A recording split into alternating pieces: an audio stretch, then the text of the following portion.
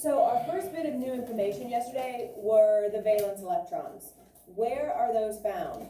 On the inside or the outside? In the outermost layer. Very nice. You just redeemed yourself for not having your flashcards. Good job. All right.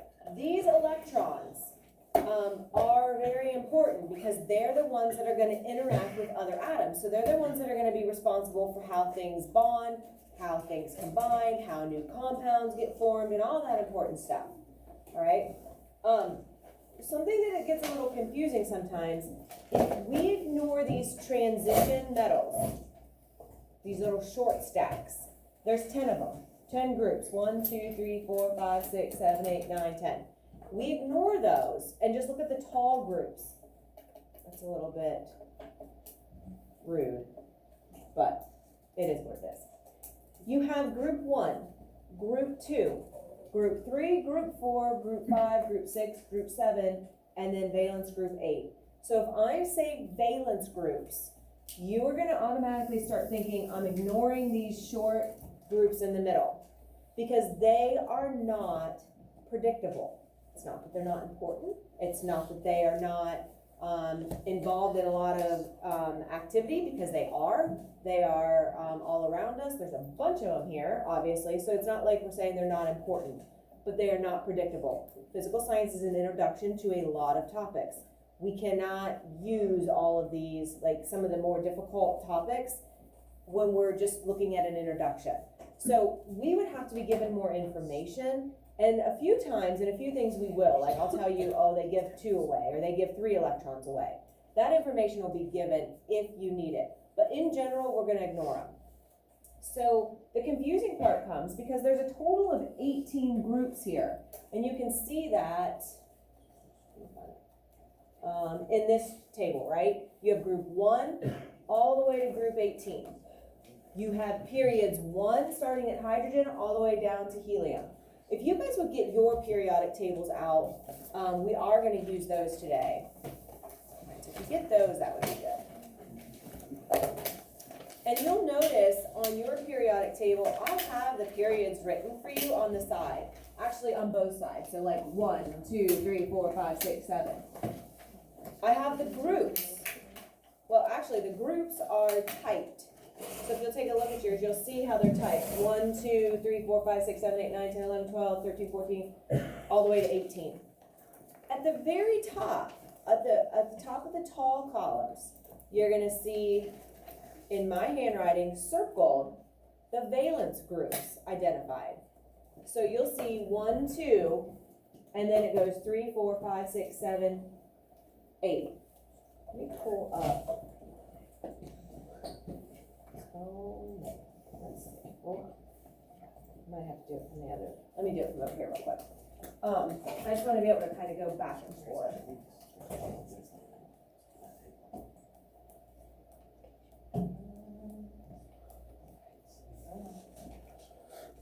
Lost my mouse. There it is. Okay. So here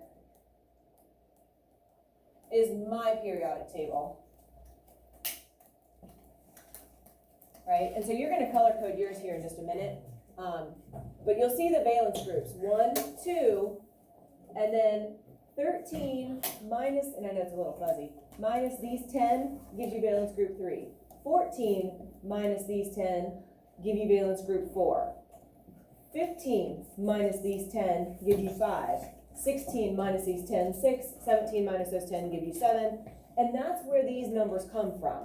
We're subtracting the 10 transition metal groups that we're not able to use in predicting from our valence groups. So it's either groups 1 through 18 or valence groups 1 through 8.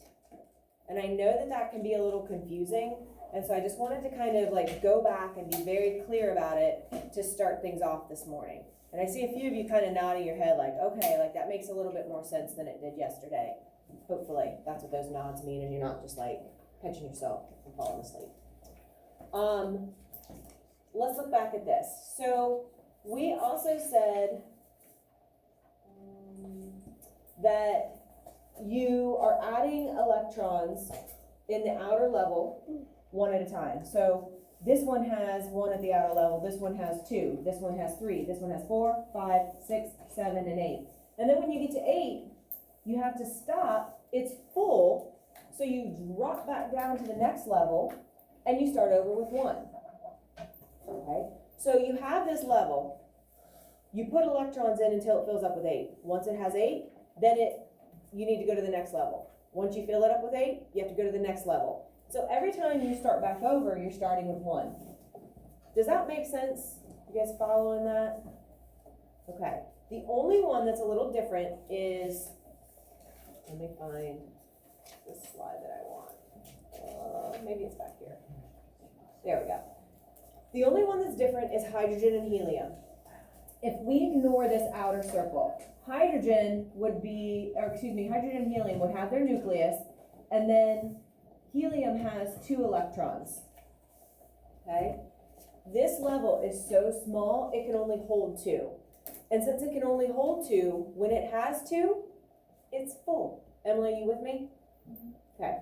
So when it's at 2 for hydrogen or helium, that makes it full because it can't hold anymore, and that's all it has to fill in there. And when it reaches that 2, that makes it full. So that's why, again, helium has a 2 there, even though it's in this 8 group that has full electrons. It also is full. All right, so it's the special one that is full with just 2. All the rest have that next level that's available, like here. So this is carbon, and I know it's carbon because there's 6 protons. Those 6 protons are right there in the nucleus. And so I give it 1 electron, 2 electron. Now that level's full. You have to drop back down in the periodic table, and you have to form the next energy level. So you add another electron, another, and another. And that is giving us our carbon. Carbon should typically have those 4 electrons in the valence, and I know that because carbon is right here. If you look at your periodic table, carbon is in group 14 or valence group 4, meaning that it has 4 electrons. Now it's kind of in that in between. The magic number is 8, right? That's the number that, besides hydrogen and helium, that every atom on our periodic table is trying to get to for their valence.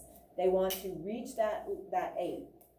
And so if carbon has 4, they're kind of in that teeter-totter spot where they can either give up 4 and act kind of like a metal, or they can take those 4 from somebody else and act like a non-metal. Because it's right in between, I would have to tell you, all of these in group 4, valence group 4, I would have to say if they're going to be acting like a metal by giving, or if they're going to be acting like a non-metal and being the takers. All right, but the rest of these, we could tell. If I'm in group 1, I have 1 electron. Am I going to try to find 7 to add to my 1 to reach 8? Or am I just going to get rid of the 1? What makes more sense logically? You are so smart, Stewie. So smart. All right. Same thing with the 2, right? If I have 2 in that outer energy level, do I want to get rid of the 2? Or do I want to add 6 to reach my 8? Get rid of the 2, right? Easier than getting 6 of them. If I have 3, do I want to add 5 or get rid of the 3? Oh my gosh, he's on a roll. He's on a roll. And then the 4, again, like they can either give the 4 or they can take the 4 because it's the same either way. It's just as hard to get 4 as it is to get rid of 4. So I would have to tell you that information. Now that I have 5 over here in valence group 5, am I going to get rid of the 5 or am I going to gain 3? Ooh, gain 3. I could not trick you. I have 6. Am I going to gain 2 or get rid of the 6? Okay, gain 2. Okay, 7. Get rid of 7. Gain 1. What am I going to do? How do I get the 8? Gain 1. All right. And then the 8, what do? I sit there on my donkey, right? From the song yesterday, right? Owen's like, what? Did you listen to it? No. You should have listened to it. It's in Google Classroom. You weren't here with us yesterday. So, if you were here, you know what I'm talking about, sitting there on the donkey. All right. So hopefully that kind of helps kind of just put basically everything we talked about yesterday into like a quick little summary. The other thing that we talked about are our alkali and our alkaline metals. So alkali over here in group 1. People like to confuse these two.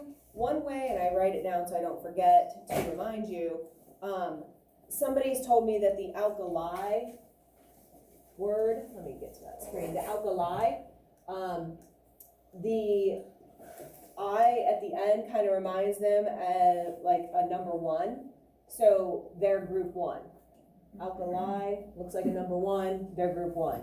Then the alkaline, right?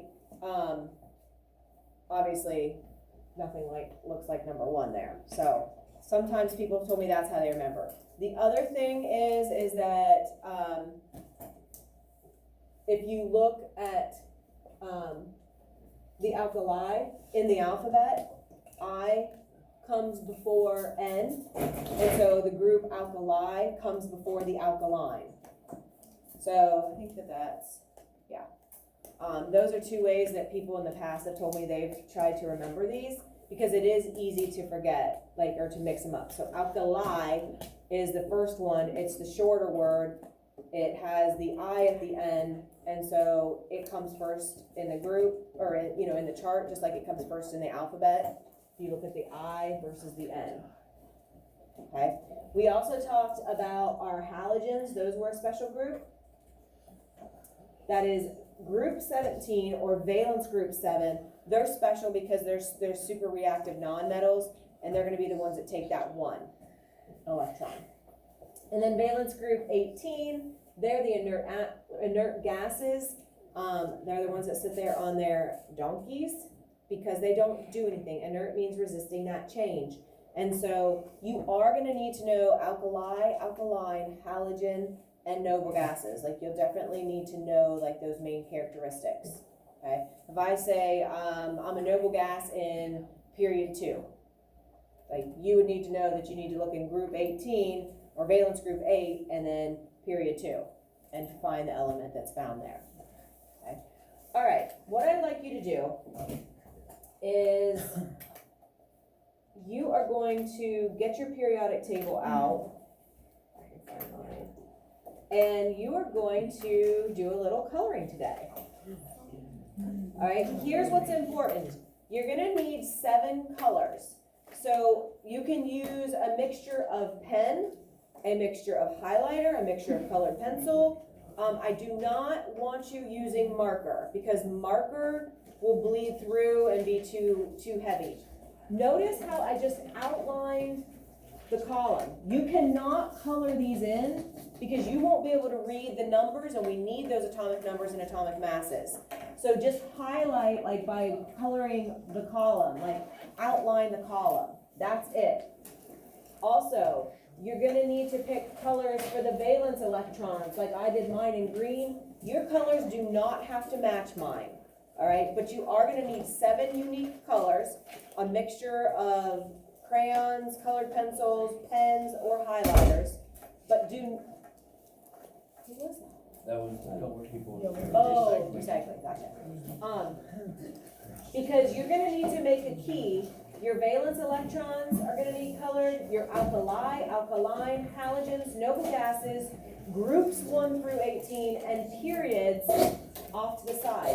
So I have handwritten the periods here in red. So if you have a pen, and you can just color over that, or if you want to like highlight it, that's fine. But you're going to do what is best for you, like how you want to do this. But I'm telling you, do not color in these squares. Notice none of mine are colored in. Do not color them in. It will be too dark and it will make it too hard for you to read. All right, so you have to do the valence groups, the regular groups, the periods, alkali, alkaline, halogens, and noble gases. You have to pick 7 unique colors to make that happen. You also need to have a key. That way, if you're looking for noble gases, bam, I know I'm looking for purple. If I need the periods, I know I'm looking for my red numbers. Can I go to my locker? Yes, if you have stuff in your locker that you want to use, you can. I have colored pencils on the counter back there that you're welcome to use. I do have a few highlighters that I can put out.